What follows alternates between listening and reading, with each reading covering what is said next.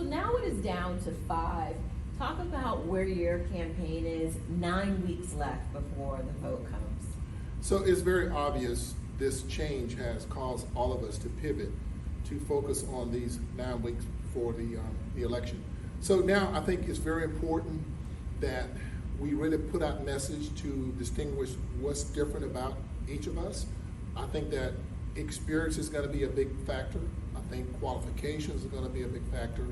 And of course, this whole issue of residency that's come up, not only for the sheriff living in the county, with what's our opinion about the employees and our staff living inside Duval County. What do you say makes you different from other candidates, as so many of you have the background of law enforcement?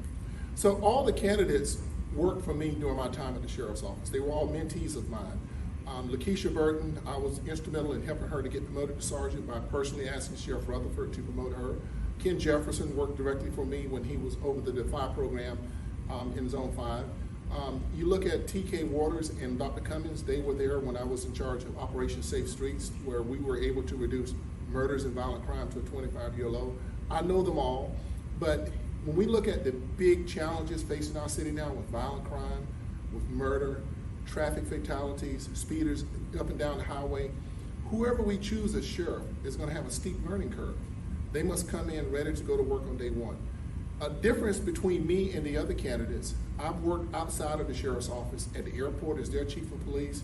I was at the school police department for a little over 6 years. We need people who have been out of the box to come in with out of the box ideas. We can't keep doing the same thing expecting a different result.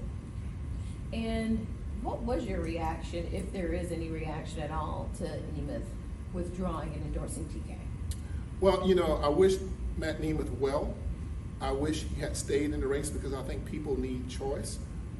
With Governor DeSantis endorsing TK, he probably felt with that was a death knell for his situation. But you know, when we talk about Republicans and Democrats, the sheriff really should just be the sheriff. When you have a police problem, you don't care if the officer is a Republican or a Democrat. You just want professional law enforcement service. I always tell people, when you dial 911, you get a statement and a question. 911, what's your emergency? We don't ask if you're a Republican or Democrat, or you're black or you're white, you live on this side or that side. We just respond with professional law enforcement service. Anything else you'd like to share with the candidates at this point?